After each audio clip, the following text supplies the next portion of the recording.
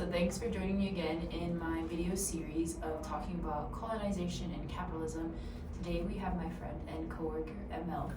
Do you want to introduce yourself and tell us a little bit about yourself? Sure. My name is ML, and my pronouns are they, them, and he, his. I've been living out here in Colorado for the past 3 years. I work at with Carolina, and yeah, I don't know what else to say. I'm an artist. That's about it. I care deeply about the environment. I have close relationships with plants and the earth. Thanks. So today I am recording and basically asking people the question, how does capitalism and colonization affect you and the environment surrounding you? So can you tell us a little bit about that? Yeah, where to begin? I guess I'll begin in kind of chronological order, and maybe my brain will circle around a few times, but we'll see where this goes. I didn't know the question was me and the environment, so I have to consider myself in this as well, but I think that's important because we are a part of the environment, and I think that the way that white supremacy and capitalism is set up is to make us feel separated from the earth and the environment. I think it's by design that we feel separate with how everything has been developed and just every part of our society. So I guess I'll start at the beginning. I grew up in Iowa, not like a small town. I didn't grow up on a farm or anything, but I did grow up in like, I guess, a mid-sized town or city.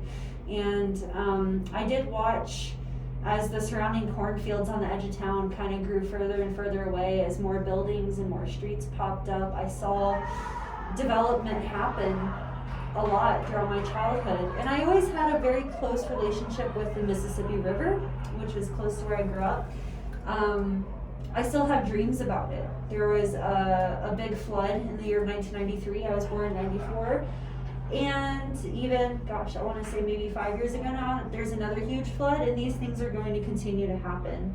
So I grew up right where Iowa meets Illinois on the Mississippi, and Illinois has a flood wall, and I think, if I'm not mistaken, flood walls kind of just push the water like downstream further. They prevent it from coming on that side of the bank, but then the water has to go somewhere else. So it's still problematic in its own way, but the Iowa side did not have flood walls. So periodically these floods would happen, but each year it's getting worse and worse and costing millions of dollars of damage to businesses and to people who are trying to survive and have lives downtown. Water mains are breaking, power lines go out, so it's definitely been a big environmental impact there specifically. So yeah, I definitely feel like, I'd always go to the river for comfort. Anytime I was feeling grief, I could go to the river and I could kind of pour it out. I could kind of reflect, I could meditate. And I guess when we think about water as liquid crystal, it makes sense. So I forgot where I was going with this. Okay, so as I got older, I went away to school in Missouri, and I came back to Iowa for a few years after graduating with my BFA, and I learned a lot so I moved to the northern part of Iowa, and there's the tall grass prairie, which is, composed of a bunch of native plants to the region, different tall grasses and things, and I kind of fell in love with that. There's a tall grass prairie conservation center near where I was living in Cedar Falls, and I had a good friend who worked there, so I learned a lot about it. And 0.001% of the original tall grass prairie still exists there. So these ecosystems that have existed for probably thousands of years and have nurtured us and nurtured the planet have basically just been erased. And what's been replaced there has been commercial hog farms, soybean fields and corn fields. And the corn is being grown for fuel and for corn syrup, and it's all homogenized. It's all using a lot of chemicals. It's monoculture farming, which is just terrible for the soil. And the soil is already naturally so rich and beautiful. I mean, if you go anywhere in Iowa outside of these farms, the soil is black because it's just so rich with organic material. So it's kind of a shock coming out to Colorado where the dirt is kind of naturally red and kind of clay-like. It's really beautiful. I don't know if I should pause. I've just been kind of ranting. Oh, this is good. Okay. Okay. You're saying like really good points, like how, you know, the prairie grass has been turned into like these farmlands and like, I don't know if you think about like colonization and capitalism in this way, but I feel like colonization is really deeply rooted into capitalism. And like when you said that they turned these prairie lands into like these hog farms and like these other sort of farms for like production, it's just like a way of erasing like natural land and into that capitalistic mindset that we need profit, we need development in order to like, you know, continue and go forward.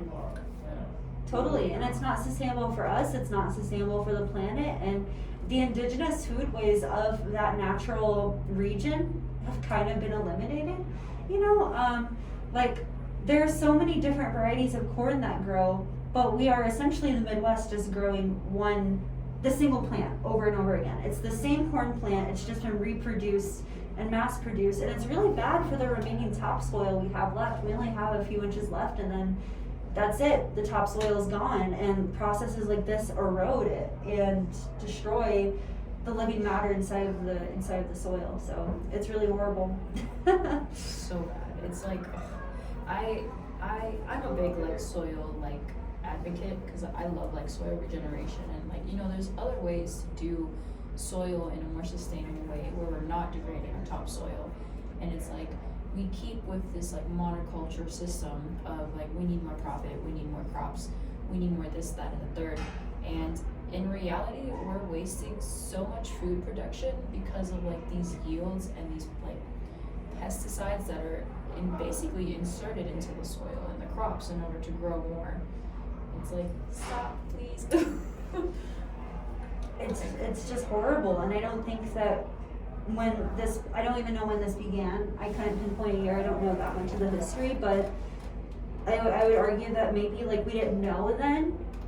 It doesn't mean that we can't change it now, but of course capitalism makes it to where, you know, these farmers, they have these big subsidies, they get all this money, they kind of have no choice but to continue on if they want to continue with the traditional route of farming. And I do see like a younger generation of farmers who are passionate about permaculture, you know, popping up all over the US, but even in Iowa, I have, you know, friends of friends, and I know people in my network who are starting these like smaller farms that are focusing on native plants and flowers and pollinator plants, and I think it's positive to see that change, and I think there's some hope there. I would hope so.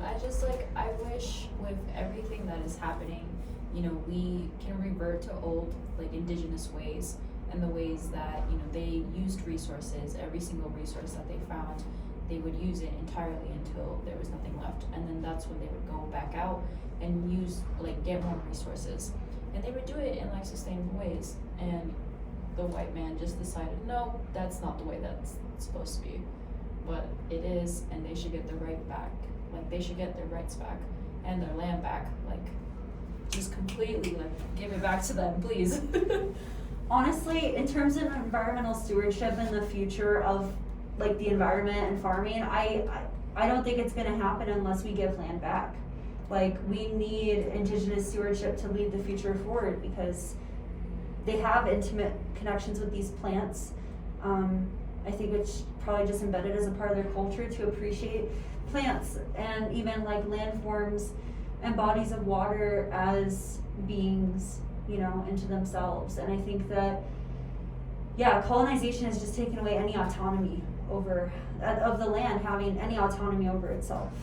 Yeah. And it's sort of like this, you know, I think that like white supremacy culture and colonization has had this view of sort of like commandeering over the land and dominating the land. And you even see, I don't know, my mind goes to like, okay, like talk about Iowa and like my experience growing up, and now being out west here in Colorado, it's like you see like peak bagging culture and you see like rock climbing culture. And not that there's anything wrong with that necessarily, except that like, you know, like, gosh, this is such a can of worms, I don't even know where to begin. I have so many thoughts going at once.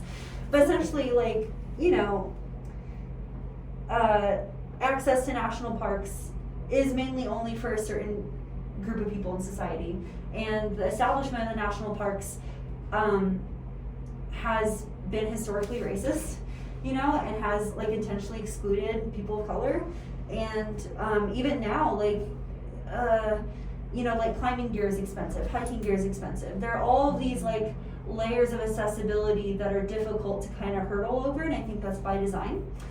And it's fucked up. And yeah, what I was gonna say about climbing is that like you see people kind of using these sacred sites as a playground. I was reading this article, there was some site, I think it was in Utah, where these folks were like climbing and they had destroyed these like petroglyphs that were thousands of years old, and they were climbing on them, and they're just eroding. It's just horrible.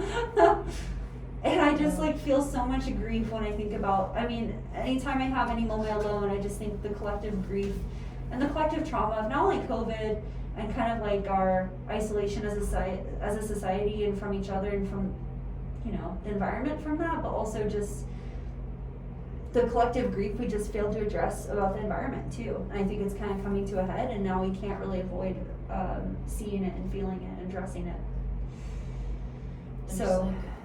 There's this article that I was reading, and it was talking about like the environment like actually being like relevant to like conversation now, because you see so many of these like aspects coming to life, and it's just like these scientists have been telling these people and higher ups to do something about it. And what have they done? They've only gone back to like, you know, their capitalistic mindset of just more profit. And it's just like, we can't be doing that. And the whole aspect of like you reminded me just now about like the rock climbing culture and like the outdoor culture actually. There's like, have you heard of like leave no trace? Yeah, basically just not leaving a trace that you were there. Yeah, so like the 7 principles of leave no trace actually leave out sustainable acts. Oh. Because, yeah, so this article that I was reading before in one of my courses, it said that it was kind of controversial because it doesn't say, it basically motivates you to buy more products in order to survive into the environment that you're going into. So it's like a play on words, like, yeah, you're being sustainable by leaving no trace, but you gotta buy more products in order to be sustainable. And it's like, that's not the meaning of sustainability, you know? That's like basically being the opposite, because the more that you buy, the more that the nature is gonna degrade by the use of making these products. So it's like, it's controversial within itself. The intentions are there, but the products that they're making are not really sustainable. Yeah, there's a lot of greenwashing with like, oh, this is made out of recycled plastic bottles, and oh, we have this new fabric that's made out of like this petroleum byproduct. But again, like when you think about like production of these things, and fast fashion is like a whole nother can of worms. But you're right, like I think a lot of these things get sold to us under the guise that like we need this to reach this this level of sustainability, right? And it's all a lie, kind of. Yeah.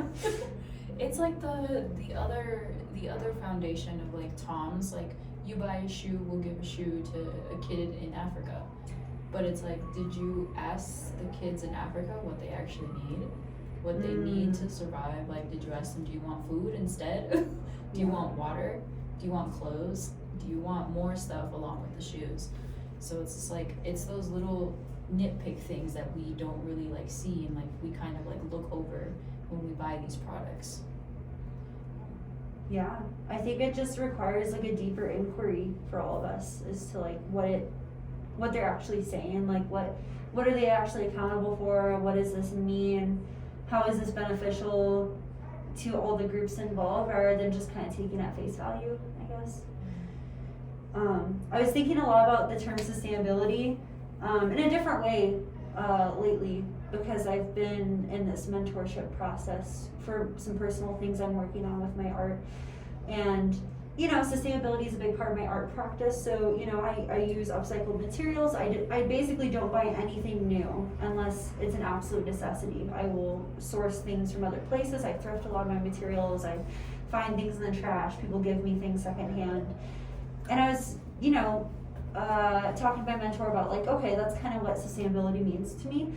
But she also kind of threw in there like, oh, well, sustainability, to sustain something over a period of time. So like to sustain something over a lifetime.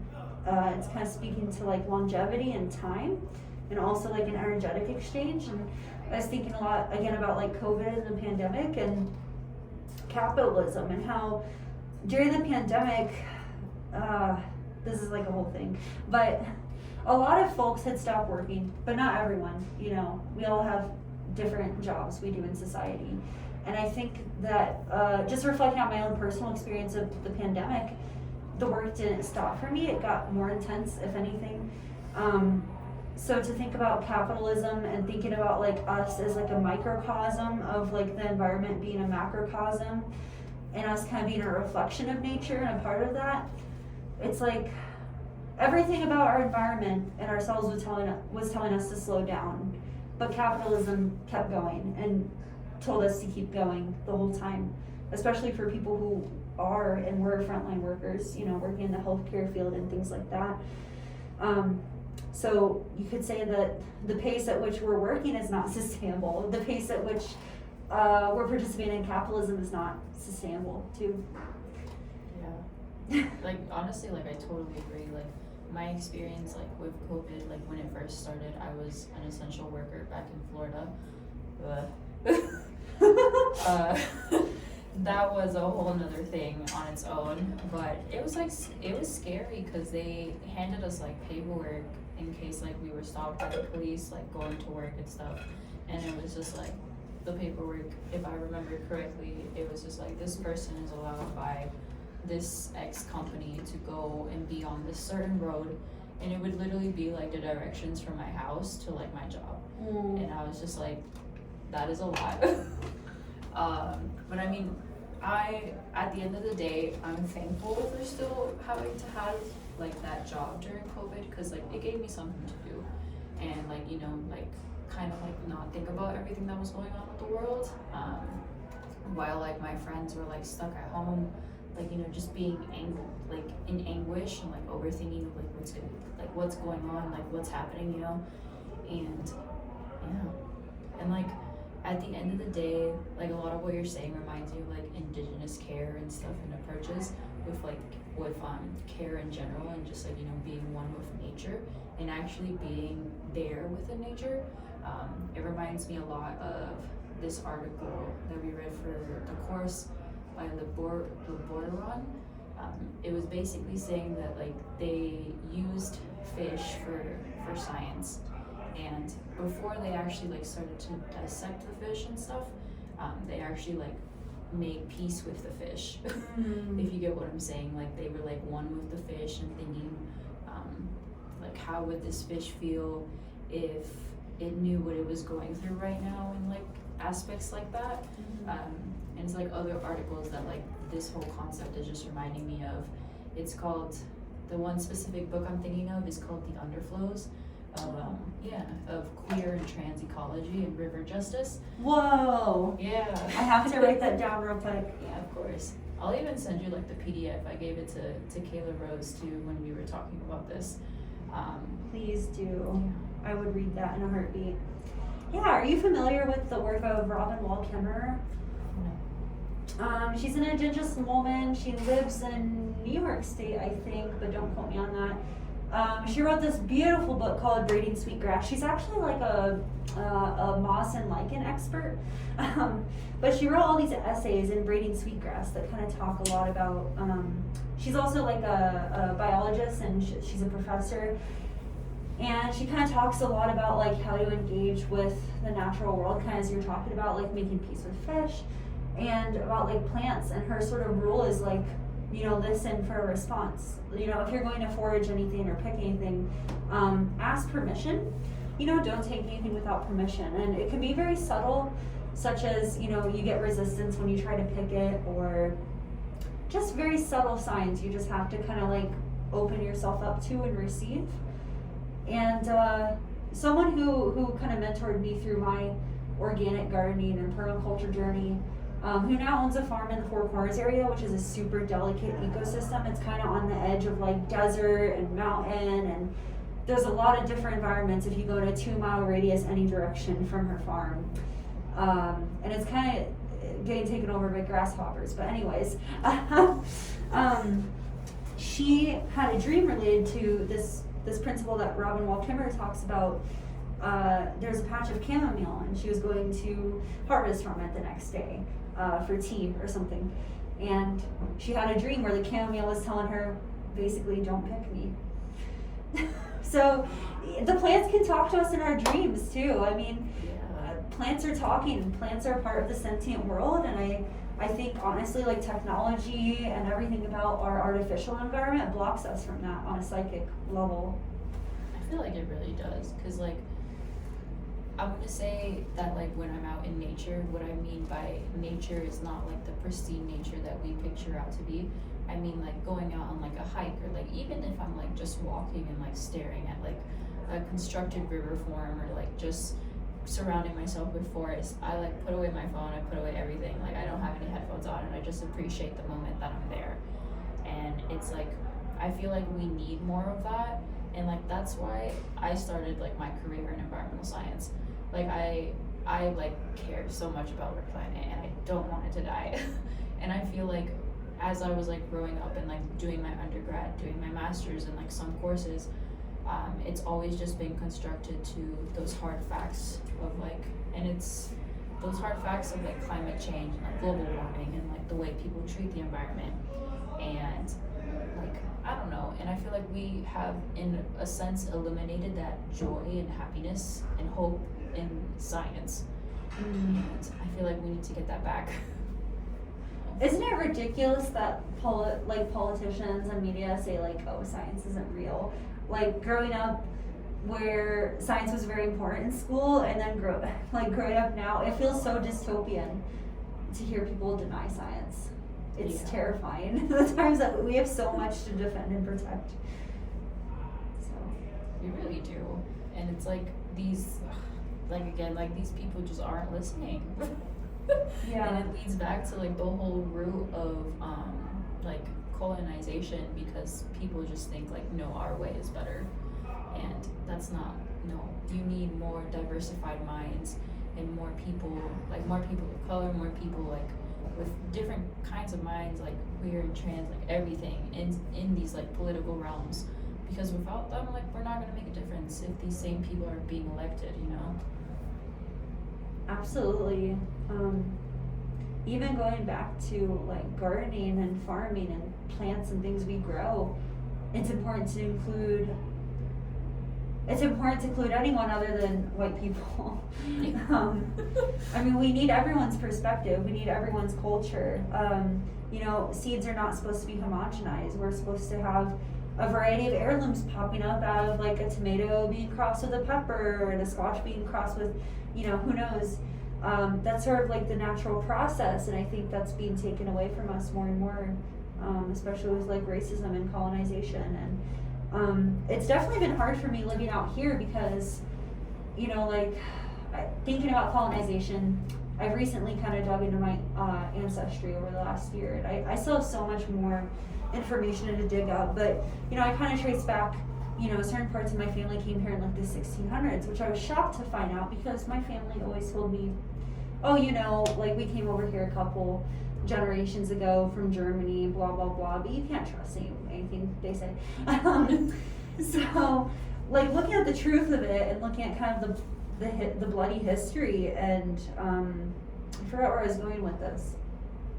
Oh yeah, I've just struggled to feel like, well, what right do I have to be here, you know, in Colorado? Like, this is not where I'm from. This is not where my family is from. So, like, what responsibility do I have to give back to the land, or to give back to the original stewards of this land? And so I think that's really important.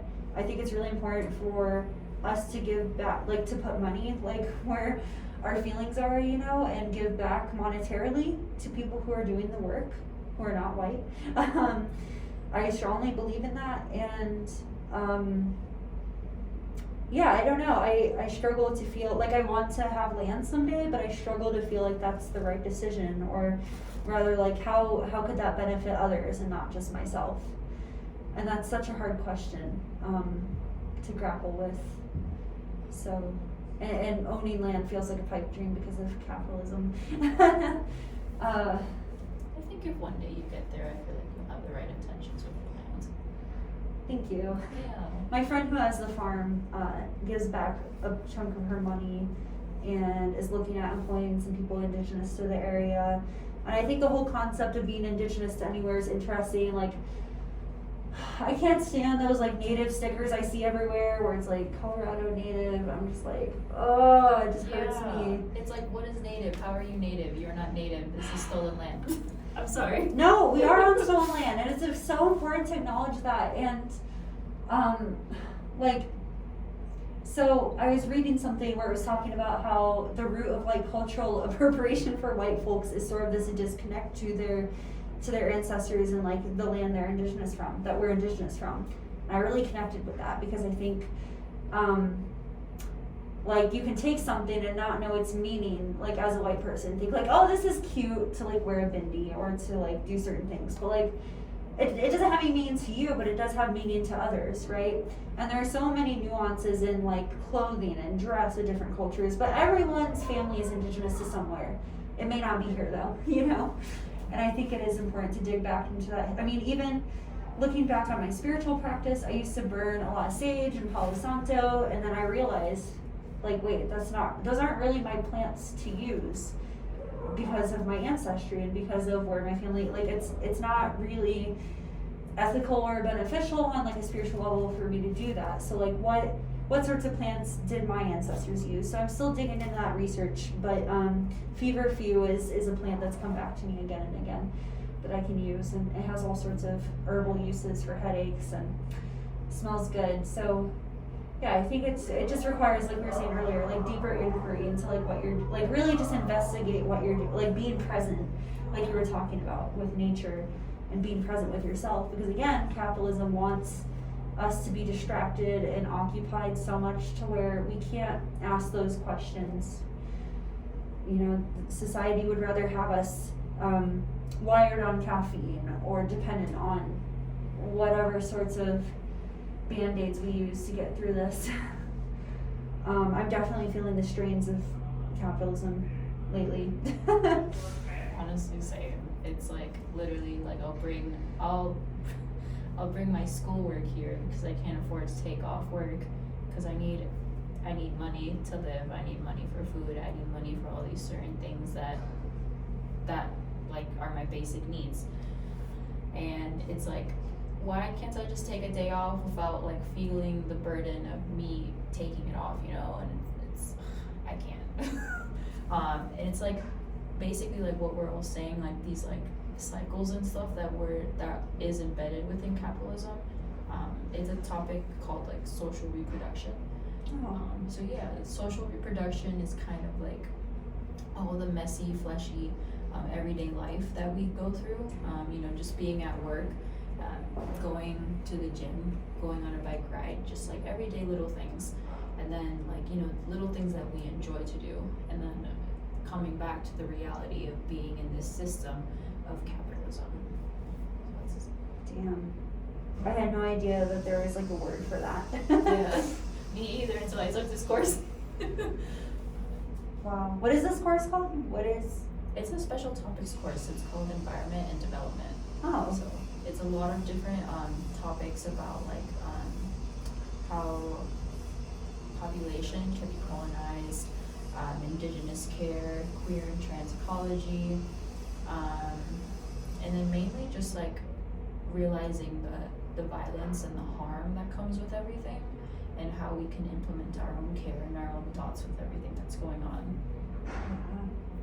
I think collective care is the way forward, and I think there's definitely a difference between, you know, like people often say like, oh, you just need some self-care, but there's a difference between like self-care and collective care, and I think there are different times for each, you know, because I think, thinking about colonization again, before, you know, we lived in these cities, like we would live in these like kind of smaller groups of a few hundred people, you know, and it really takes like a village, it really takes like a whole town of people to raise a child, you know.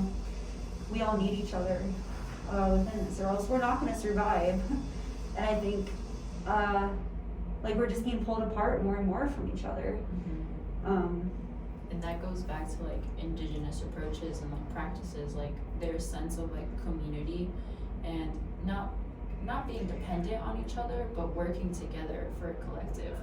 And it's like, oh, there was a word for that actually. Collective continuance is basically like them being like a group and fighting and being resistant to the dominant capitalistic culture of what is today. So I feel like back then and still now, they're very like much of a together community and like working together within one each other. Yeah. I feel like we lack that a lot in the United States, because it's like do you know your neighbors? Yeah, I do, Yeah, for the first okay. time in a while. But yeah, for most of my life, that's not really been the case. Yeah. But I lucked out this time. I have great neighbors, and we're all very close. Nice. See, we need more of that. Like when I was little, when I lived in my neighborhood, all of like the people in my neighborhood, they were my age. Obviously, we have parents, but the people that were like the kids were like my age, and we were all just like hang out and like have our own sense of community outside from our parents and stuff. And like as I got older, I had roommates and stuff, yeah, but I never actually got to know my neighbors. And it's like that disconnect of community, like, you know. Yeah, it's super interesting how that all works. Our liberation is bound up together, you know, and I think we all need to take care of each other right now. Yeah, I think like, I forgot what I was gonna say. That's okay. There's just so much to talk about here, really. Yeah. What's the time? Do you have any final thoughts? I feel like there are things percolating that I may just need to sit with more. I feel like there's a lot more to say about colonization. So I was, gosh, this was a while ago, but I was kind of learning about the history of like water rights in the Colorado River, and it's insane to me. That's a whole wormhole. It's a whole can of worms. I couldn't even, that book was so hard to get through because it was just like so much about like the laws around it and the history. But just the fact that someone can own water, to me, it should be a crime. I don't think that should exist. Yeah, it's absurd. It's horrible. We all need water to survive, and these people are obviously not taking care of the water. And it worries me to think about how much the water has gone down in the recent years, and the water scarcity that we already do face but are going to face more, especially with the wildfires and all of the climate change things that are happening here out west. I mean, it's gonna be horrible everywhere, but it's just gonna be horrible in different ways.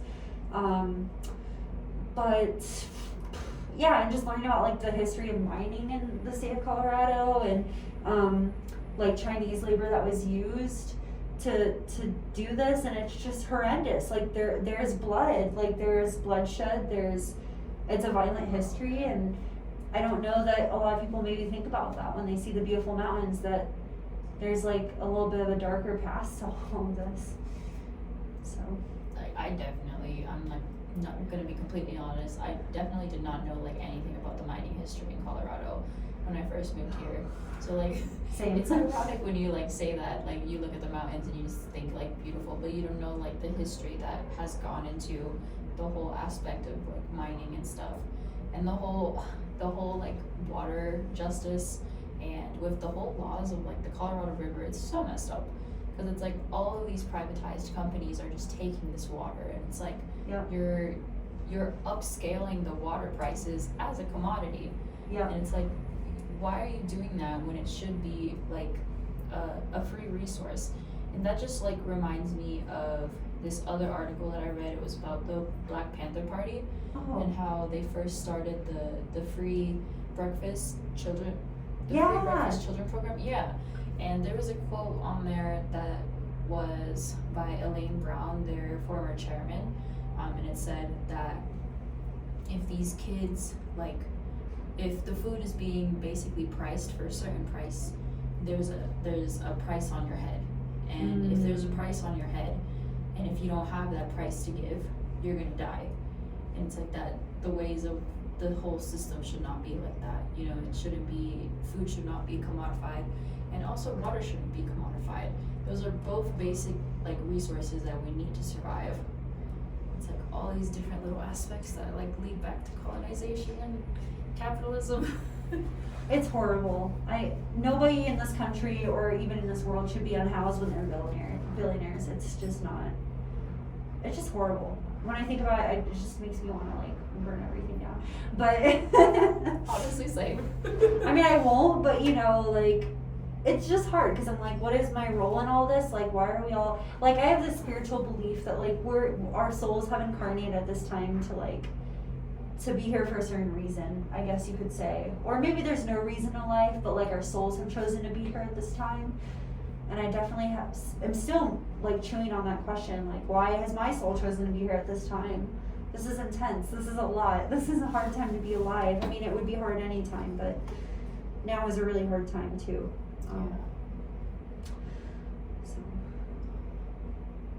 Yeah, definitely food for thought for me. Like leaving this conversation today, I'm like, okay, I have a lot more to think about in terms of, because I feel like as I sit with these questions more, like I'll think a little deeper about the colonization aspect of this, because I'm still grappling with my own ancestry and that history of colonization.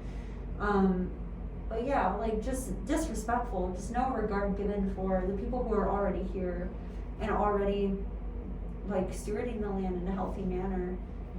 And it's extremely destructive, the homogenization of it, and sort of the homogenization of like our culture and just the way we live, you know.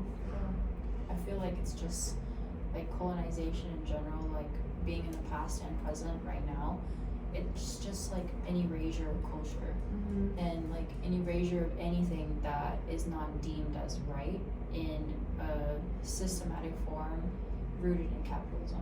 Mm-hmm. And it's like that shouldn't be how the world should be, you know. Yeah, the are you familiar with the white supremacy norms? I think it was Tima Okun. I could send it to you. I have the PDF. But there's like a list of white supremacy norms, and my way is the right way is one of them. A sense of urgency is another. I don't have them all memories. I think there are 8 or 9 of them. I'll send it to you. But definitely ties a lot to what we're talking about. Take a deep breath. Yeah, for sure. It's a heavy topic, and thank you for your time. And I hope that staying here with you is worth your time. And yeah, no, of course. Like, thank you for your time too. Like, you know, like these conversations can't be had without someone listening and someone understanding, and then someone else talking back, and like, you know, how we're doing right now, and it being in like an open space at our job, even though nobody can hear us, but maybe they can. I don't know. Oh, Leander's always watching. But I feel like these conversations are important to have, like in the workspace, in the school space, in any space, just with like either your friends or your family. Mm-hmm. So. Totally. Thank you. Thank you too. I forgot to clock out. Oh no. That's not good. Okay. Well, thank you all for listening to, Thank you. and come back next time for my next interview. Ah. Thank you.